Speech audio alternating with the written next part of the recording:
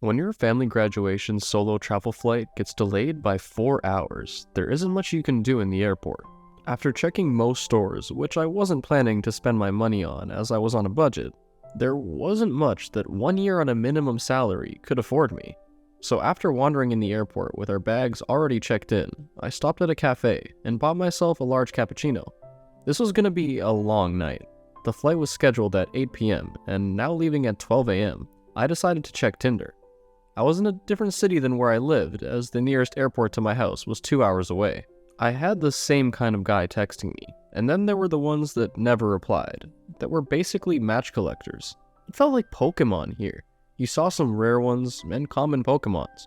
The rare ones were harder to catch. Either they never swiped right, or when they did, they played hard to catch. It was so stupid, this whole dynamic of dating in the gay world. I was totally tired, and part of the reason I chose the trip as a graduation present was to get away from this country for a couple of weeks. If I was going to spend the rest of my life working and trying to build a life here, I at least should get my own eat, pray, and love experience. What my budget allowed me to get was Colombia. Although I only had some basic Spanish knowledge, my high school teacher considered me really good. Hopefully, the locals would also think that about me. Once all the guys from home were out of the radar, it started showing me people near the airport. Then I stumbled on a familiar face. Not someone from work or school, but someone I was pretty sure I'd seen at the airport. It was one of those guys you exchange looks with, and you feel something, but you're sure you'll never see them again. But then you smile at each other, but it's hard to know whether the other person is flirting or just being nice to a stranger. So you just let it play out. Yes, it was that kind of guy. I saw him like an hour ago. Probably he was already on his way to another country, far away from here. Or he was just arriving as I was leaving. Airports were this kind of crazy world. You could easily fall in love with someone and never see them again.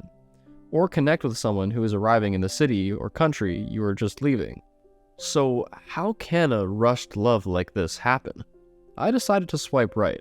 His name was Christian, 24 years old, with brown hair, brown eyes, olive skin, and he was an English and French teacher. He had a love for travel, food, films, and nature. I considered myself a foodie, but not much of a fan of the wilderness. However, I could do a tour for sightseeing and nature.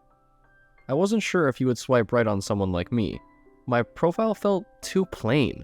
I was Michael, 22 years old, with recent graduation photos, a newly grown mustache, a skinny build, and only 5'7" tall in a world that only glorified fit dudes, or daddies, anyone over 25 with a full-grown beard. My photos were mostly from a beer festival where I was a little tipsy, and one with my college friends. My life was pretty boring and lonely, which was another reason why I chose to travel to a foreign country that spoke a different language than mine. When I heard the little bell that indicated we were a match, I almost burned myself with my coffee. It meant he had already liked my profile before he left. What a bummer. It automatically came with a little heart on it, and I double liked his heart. Then I thought of the boldest, cheesiest message I could come up with. I guess love is definitely in the air. Sadly, we won't be able to breathe from the same air twice. I had to hold back my laughter after sending this message. It would probably take him a couple of hours, if not days, to reply. If he ever replied. I checked my calendar with the activities I had planned for my trip to Colombia, and the different cities I was traveling to. When I checked, I had another notification. I opened the app, and it was a message from Christian, which only meant one thing. He was still in the country. That's the reason why my allergies have been all over the place then. Hey, Michael. My heart stopped as I noticed that message. He was playing around, but he also started the conversation. Oh Lord, what was I supposed to say? The app wasn't showing me how far away he was from me, so I still didn't know if he was in the airport, or on his way somewhere else, or what. I cleared my head and wrote my next text. Hello, Christian. Visiting, leaving, or a layover? I knew it was probably visiting or a layover. I wasn't that lucky. Anyway, I was also on my way out, so there was no way this was going to work. But hey, I had a couple of free hours until the flight, so a chat via text with a stranger I might never meet again didn't sound that bad. Actually, a layover. Sadly, I wish I had the chance for more hours to meet you. From your bio, I can see you're local, and by the proximity, I guess you're leaving the country, or just returning? This boy had an eye for details. Well, he was a teacher, so he probably was good at reading people and reading between the lines. There was nothing I could hide at this point, but how could he know I was from here? Then I noticed the location of where I lived, so if he was on a layover, it meant he was probably somewhere in the airport. Perhaps, if I was lucky enough, I could still meet him. Yes, I'm actually leaving for Colombia. My flight was supposed to leave at 8 p.m., but has been delayed to midnight. And where are you going, if it's not a government secret? I'm boarding now. Crazy thing, I'm also going to Colombia. Maybe I'll see you there. That was the last thing I read from him, and then he was gone. My heart leapt at that "maybe I'll meet you there" message. I decided to check some ideas for photos and plans to do there, but my mind couldn't concentrate after that message, so I started playing Genshin Impact on my phone as I waited for time to catch up. And without noticing, they were calling us to board an hour before the given time. The whole flight, I couldn't stop looking at his photos. He was just 2 years older than I was, but there was this confidence that was visible in his pictures. And the way he spoke so smoothly. Was he really interested in meeting me? What were the odds? We were both going to a new country where we might even meet other interesting and more available boys. I had talked with some locals prior to my trip, but I hadn't really connected with anyone.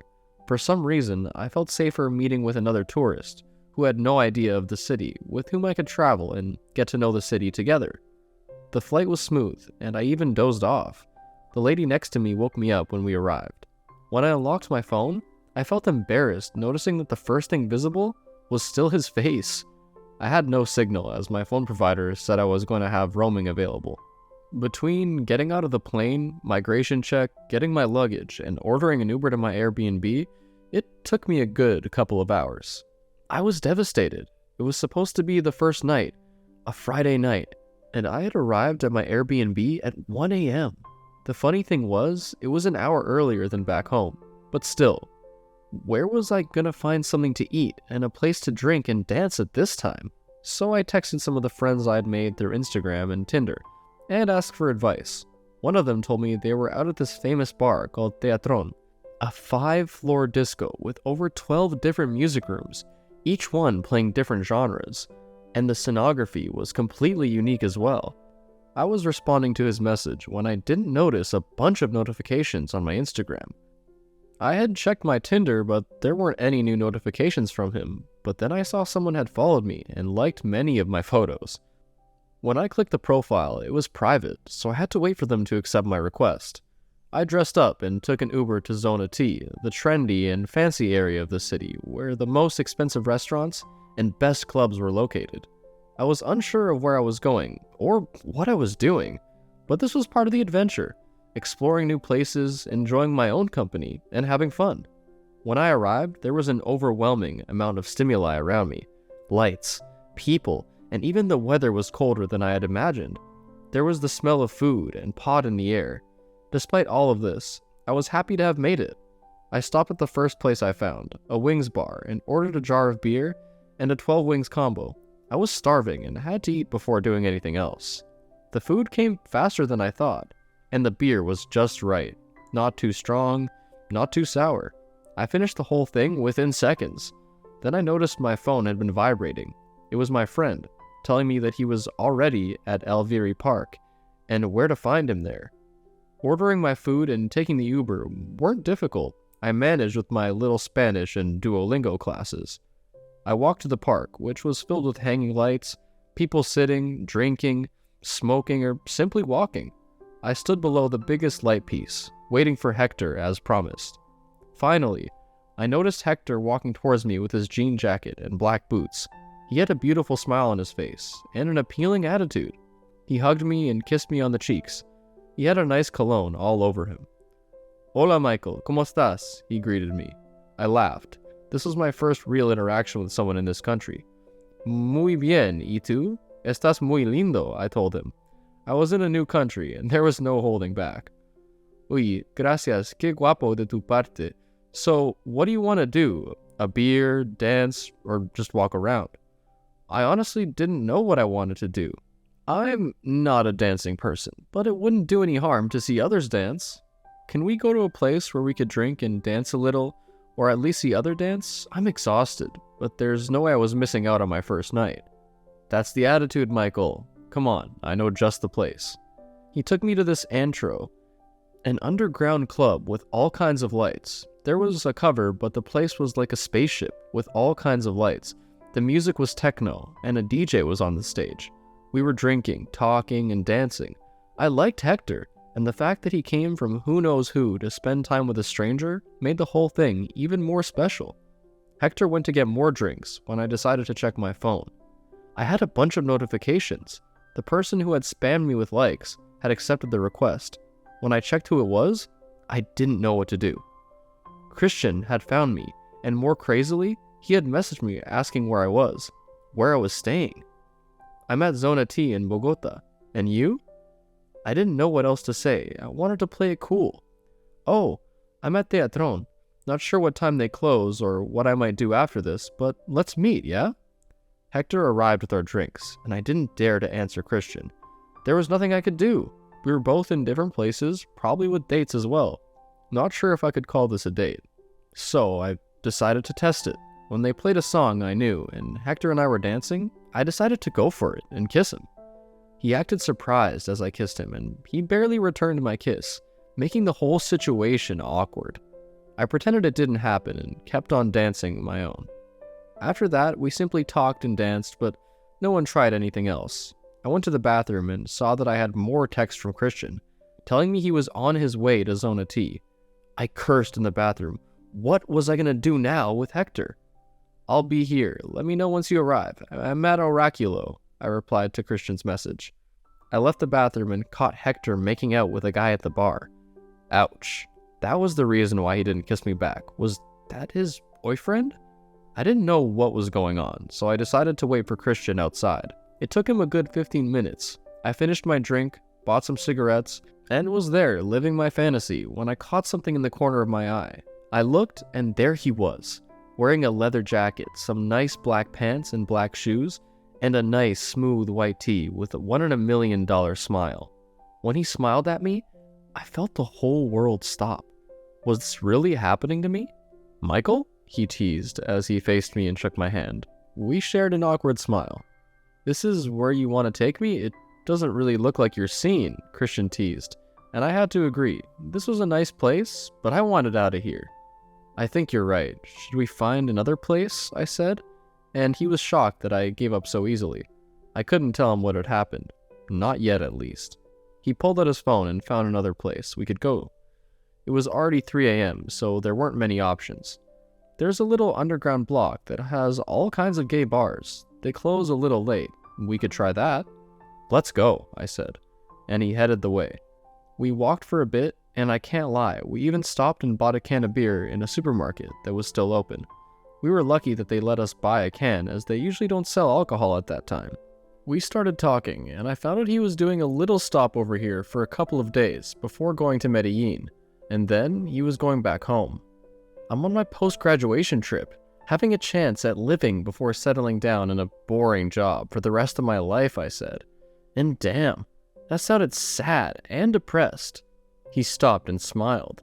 Hey, you don't need to settle for the easy life. I got a job remotely, and I've been teaching and traveling for a year now. I hadn't looked into Belize until I found this close escape from where I was before, but it does seem like an interesting city to spend some months. That caught me off guard, and I just kept watching him as we walked. Suddenly, I was shivering, and he lent me his arm to hold as we walked. It's not far from here, he said with a smile, and we took a left and found this crowded block of people drinking in places kind of out in the open. He pulled me by the hand, and we walked into one that was playing a Rihanna song. We found love. I got us 2 beers as he showed off on the dance floor. I stared at him sipping from the beer and then joined him, doing the little steps I knew. We were laughing, dancing, singing, and drinking. I was living in the moment.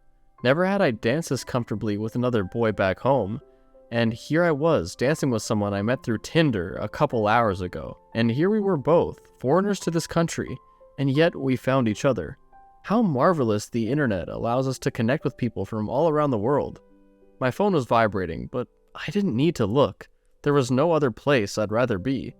The music changed to a merengue. I kinda knew the basics, but wasn't too confident in my dancing skills. But then Christian pulled me closer and led as we danced. He was glowing and smiling. We finished our beers and were dancing to the rhythm of the music. The disco lights caught up in his eyes, making them glow even brighter. And when he looked at me, he was laughing, but I was under his spell. So when he pressed his lips against mine, I didn't hesitate. I kissed him back. This time it didn't feel wrong. It felt right.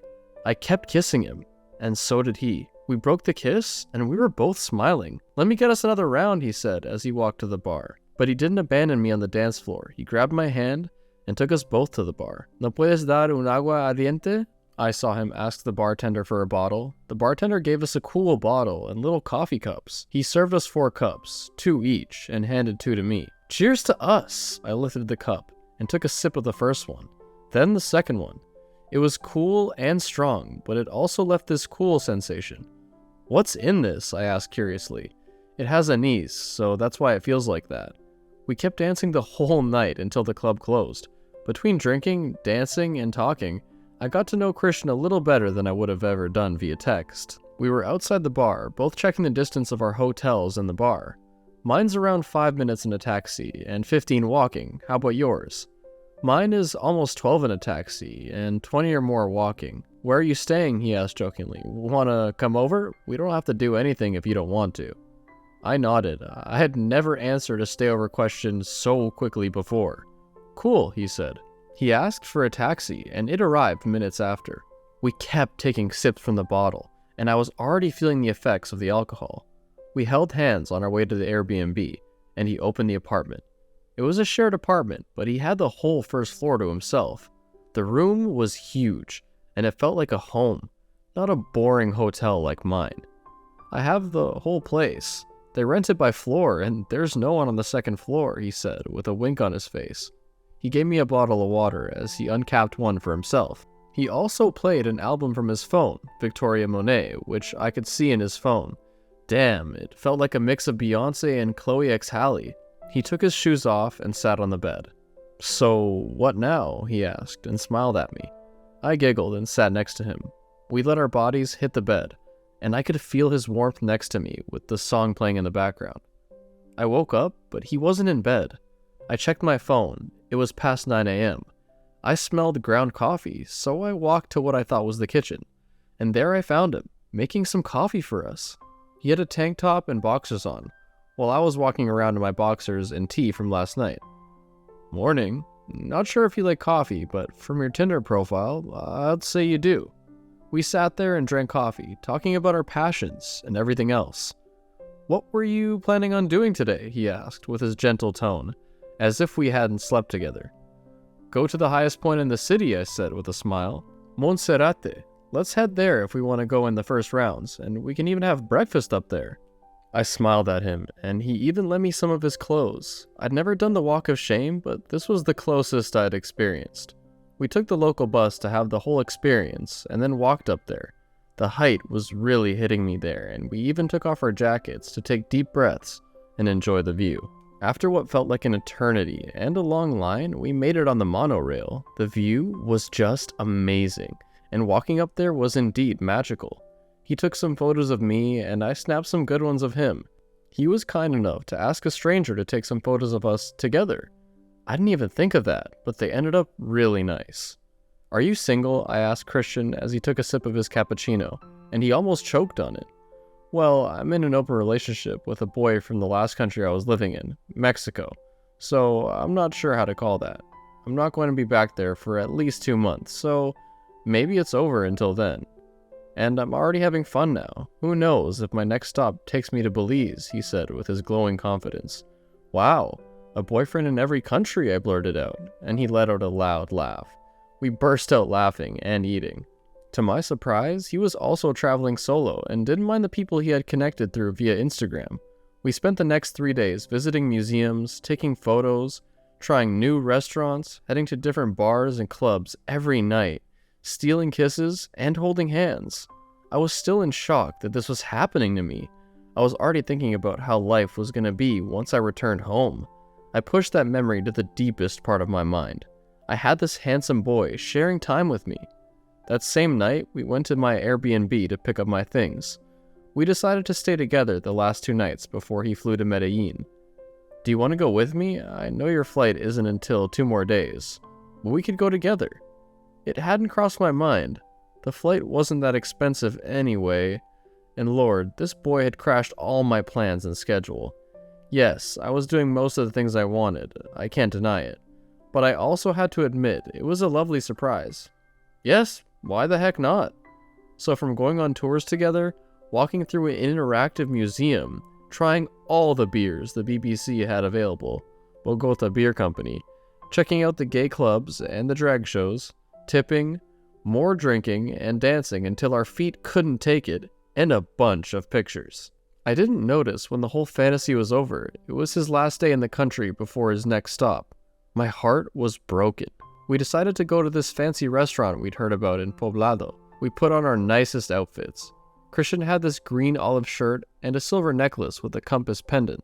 And I was wearing this purple long-sleeve shirt, gray pants, and brown shoes. I was the personification of fall. He took some photos of me before we left the Airbnb. We canceled one of them in time to get a refund, so in the end, we were both saving money. We arrived at the place and I was in shock. This place was too good. Everything from the music to the drinks was just perfect. And his smile, every time I said something funny, or when he described what the drink made him feel, it was a whole experience. How crazy it was, 1 week, and I didn't want to part away from this boy. When the dessert arrived, we were already tipsy from the drinks. I was holding his hand as we finished the dessert. You know, I'm glad I swiped right on you. I saw you at the airport that same day, and I thought, this cute boy, whoever gets to spend some time with him, should be a lucky one. And here I am, sharing a bombastic brownie with him right now, and holding his hand. I guess I'm a lucky guy, he said, and I wanted to hide my face below the table. I also saw you, and I was like, wow, this boy has something special. The confidence and that smile. He could set the world on fire with it if he wanted. He burst out laughing, and we laughed. Some people turned to our table to see if we were okay, which made us laugh louder. So what happens now, he asked. I didn't know what to say, or how to answer his question. You go home, I stay here and travel a little bit more, and then I'll also go home to my boring life. I don't like the sound of that. You traveling alone here, then going back home alone? What about this? I'll go home and evaluate a way to go to Belize to see you. Maybe not for a month, but maybe for a couple of weeks. And who knows, if I find a nice place to stay for a few weeks, I could prolong my stay. I don't want to stop seeing you. I was in shock. I was scared this was going to be over as soon as he left the country, and that this magic bubble would pop when we departed. So I simply nodded. You do you. I'll try to have fun here, and yes, I'd love to see you again. Great, he said, and kissed me. After that, we went to the Airbnb, and he called a taxi to the airport. I was with him until the taxi arrived. We kissed like two lovers who were parting ways. When he was just a boy I had met a couple of days ago, but to the outside world, we were a couple. How crazy things were when you met people outside your country. He got in the taxi, and I felt tears rolling down my face. His eyes were also teary, and as I saw him go, I went upstairs, opened the bottle, and played the same album he played the same night we met. I listened to it as I scrolled down the photos of our trip together, and my heart felt a little empty, but full because I had the chance of meeting someone like him. After I got back home a week later, we texted every day, but then the text became shorter and simpler. I knew it wasn't going to be a long-lasting romance, but I wanted to believe him when he made that promise in the restaurant. He sent me photos of his day and his little puppy back home. I didn't know how to feel about that, and I tried to part ways in a safe way. I knew myself, and I had fallen for this boy, and I couldn't get the words to tell him that. It had been a month since I returned home. I was talking to someone from work, but it didn't feel as magical as it had felt with Christian. I kept comparing the guys that I spoke with, but none were up to his level. So when my birthday arrived, I shared a photo that one of my friends posted of us, and he congratulated me. There was something else, but I couldn't open up his conversation until late that night.